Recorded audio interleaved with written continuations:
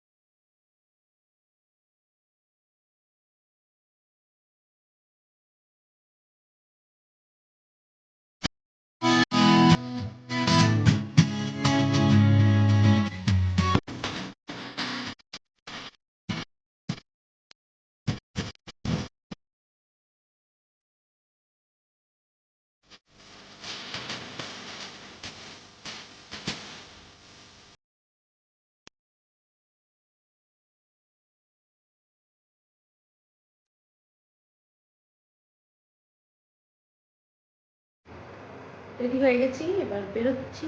চলো, সব হয়ে গেছে, চলো। আবার ওখানে গিয়ে কথা বলছি, দেখাচ্ছি, কথা বলতে হবে তো আবার।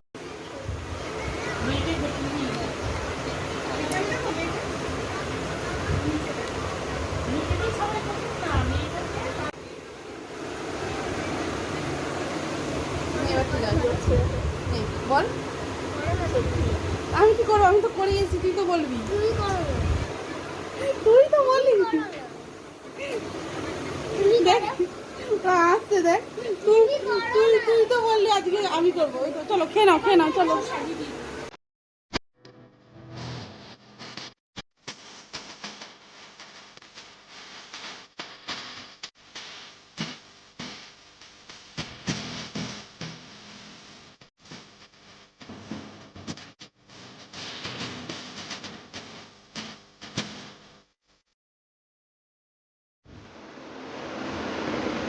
দিয়া কোনটা ভালোবাসে, দিয়া এটা খেতে কোনটা?